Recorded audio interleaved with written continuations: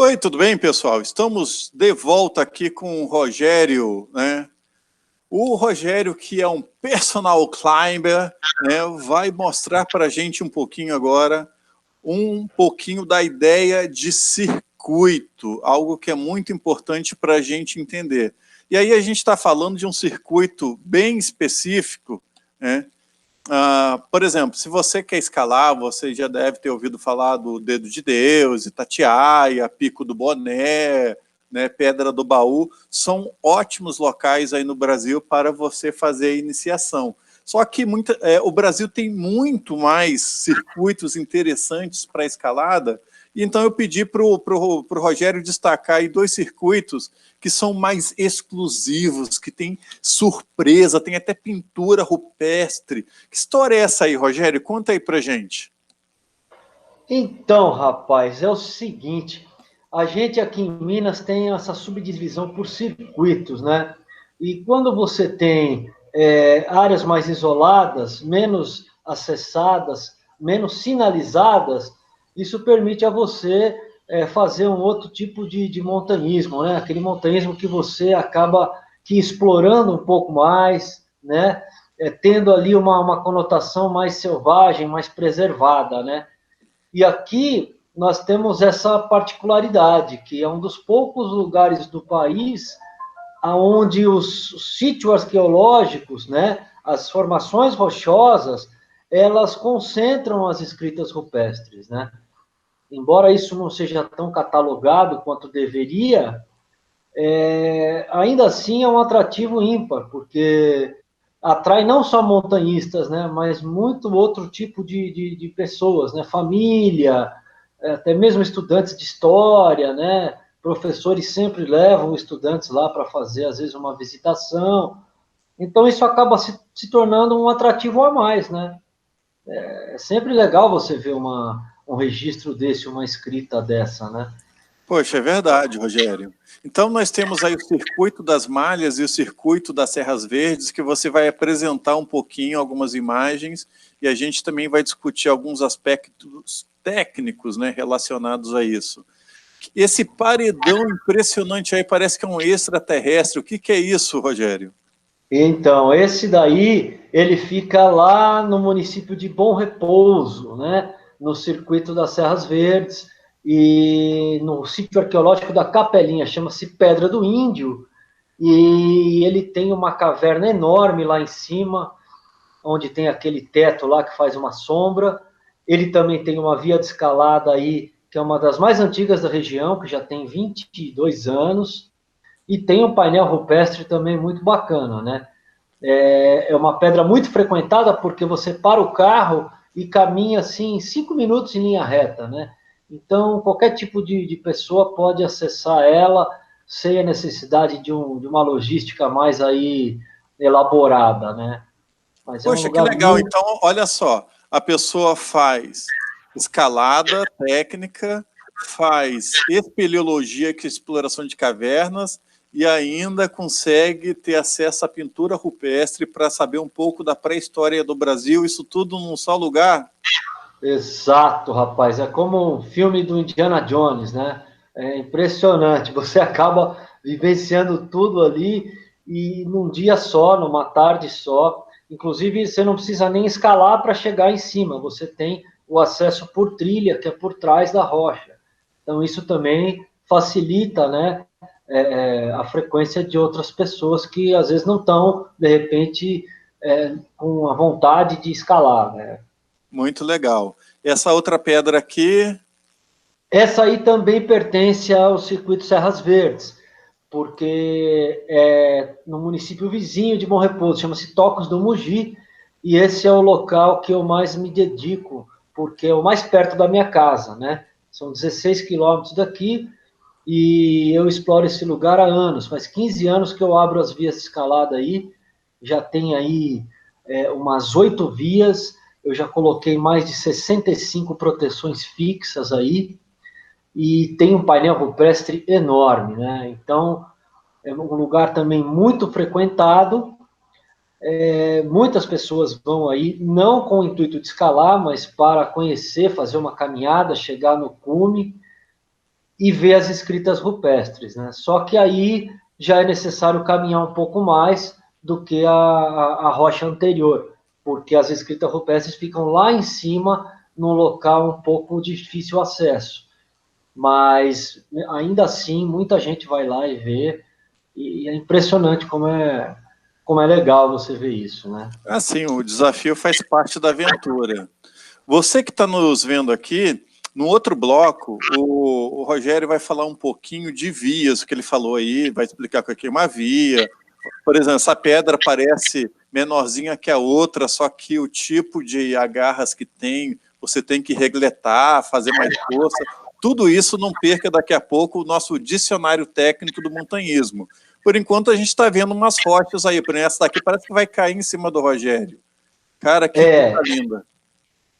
Essa já fica no circuito das malhas aqui, né? É um paredão com uma inclinação negativa que a gente fala, e não tem nenhuma via aí ainda, por incrível que pareça, porque o acesso é muito difícil, né? É no ponto mais alto que nós temos aqui na região, que tem 1.700 metros de altitude. Então, o acesso para chegar lá é muito complicado. Isso às vezes acaba inviabilizando um pouco, né, essas investidas e tudo, mas ainda assim a gente vai lá e faz trekking, faz caminhada, tal, mas é muito bacana lá também, Tô né? vendo. E aqui nós temos uma coisa, eu acho que é boa para a modalidade boulder, né? Então, é no mesmo local daquela pedra ali, né? Uma está de frente para a outra. Apesar que aí, se você comparar com o cidadão que está ali, pertinho, embaixo da árvore, você vai ver que ele é um boulder já muito grande e que ele seria interessante aí você ter a via mesmo, né? Ou montar um top rope lá em cima para que você tenha corda para auxiliar na segurança, né?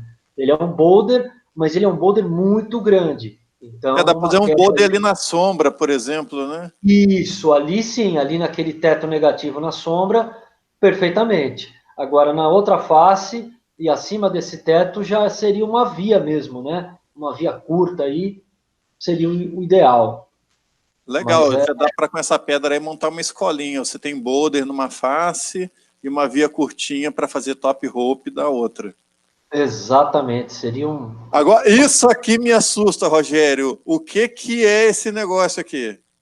Essa é a famosa Pedra do Baú, né? Que divide o município de Campos do Jordão, né? E São Bento do Sapucaí. Ela pertence a São Bento do Sapucaí e trata-se do melhor ponto de escalada do estado de São Paulo, né?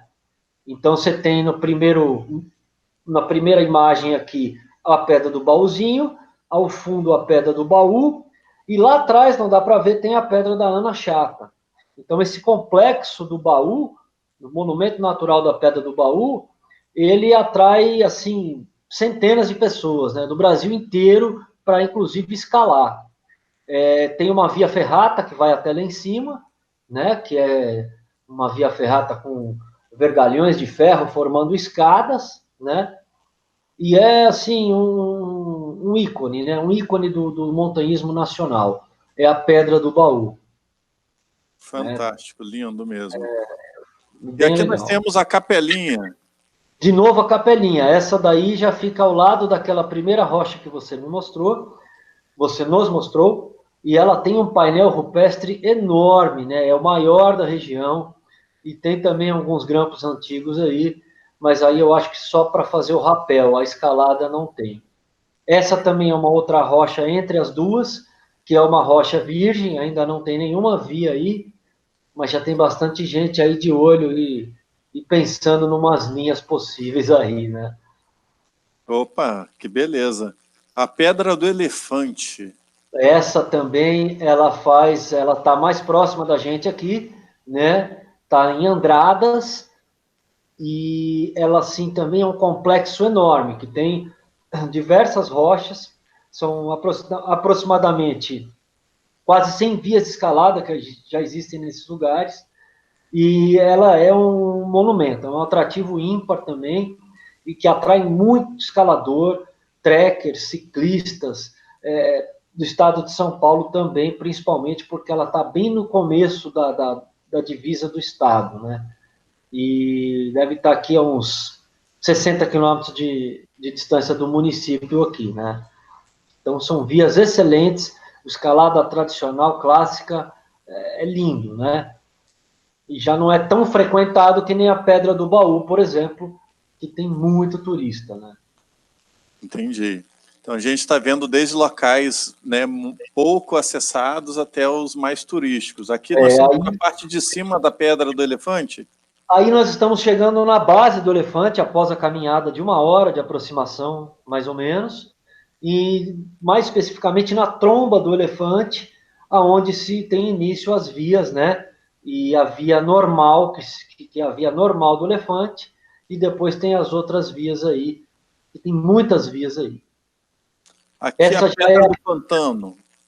Exatamente, essa é a Pedra do Pantano, ela fica estrategicamente ali no bairro do Pantano, você tem ali a infraestrutura de mercadinho, vendas, e tem 2 abrigos de montanha aí, que servem de alojamento e hospedagem para os montanhistas, ciclistas e tudo mais. Que legal, deixa eu tirar uma curiosidade. Por exemplo, se eu quiser fazer uma via aí, quanto tempo geralmente uma pessoa que é levemente ativa fisicamente e nunca fez, demoraria para fazer uma via dessas? Aí depende muito, viu, Juliano? Porque vai depender primeiro do nível de dificuldade da via. E isso vai determinar o tempo que você vai levar para progredir, né? E vai depender também da distância da via, né? Se você for abrir uma via bem no meio dessa parede, por exemplo, ela vai ser maior do que as vias que estão na lateral. Então a tendência é que demore mais, né? E aí você tem que ter todos os equipamentos para você fazer os furos. Se você for levar o batedor e bater o furo na mão, vai demorar demais. Agora, se você tiver um martelete, que são furadeiras a bateria, aí você consegue fazer 10 furos aí na velocidade que você, de repente, faria um furo na mão batendo, né? Então, a tecnologia melhorou bastante, né? Melhorou bastante, né? Então, isso assim, como é que fala? É inegável, né? Inegável. Deixa eu te perguntar outra coisa, Tuco. A gente está vendo agora mais de perto a Pedra do Pantano, né, que você já mostrou para a gente. A gente vê que ela tem uma coloração, né, mais calcária e as outras pedras são mais pretas. Isso faz diferença para o escalador? Faz diferença sim. Apesar dela ter uma coloração diferente, elas têm a mesma composição, né? Basicamente é granito aí e gneiss, né? Mas o calcário é bem mais assim fácil de escalar, ele não machuca as mãos. O arenito também. Já o granito não, ele é muito abrasivo, então ele machuca bastante. E o que mais influencia aí é o calor, né? Quando é muito branca a pedra, assim, que nem o pantano, tende a ser mais agradável do que quando ela é preta, porque aí ela tem muito calor, absorve muito calor, né? Então, uma boa dica para o iniciante, né? Começar com uma pedra branca que não seja de granito, que é mais agressivo, né? Mas aí depende da onde você está e do que a região te oferece, né? Então aqui a gente não tem calcário, não tem arenito. Aqui é só granito. Então procura o granito branco. Ou escala no dia de sombra, né? No dia que não tem aquele sol escaldante. Muito legal. Ô Tuco, eu acho que a gente fez um passeio bem legal, né? Quem está nos acompanhando teve uma visão muito interessante do que seja um circuito. E a gente vai caminhar agora para o terceiro bloco, quem está nos assistindo, que nós vamos falar um pouquinho sobre... Você começou a falar um montão de linguajar, né? Que quem nunca ouviu falar da escalada, fala assim, mas o que é ascender, descender, né? Rapel é escalada ou não é? Nós vamos tirar a dúvida de todo mundo agora, né? Então, terceiro bloco agora, não perca.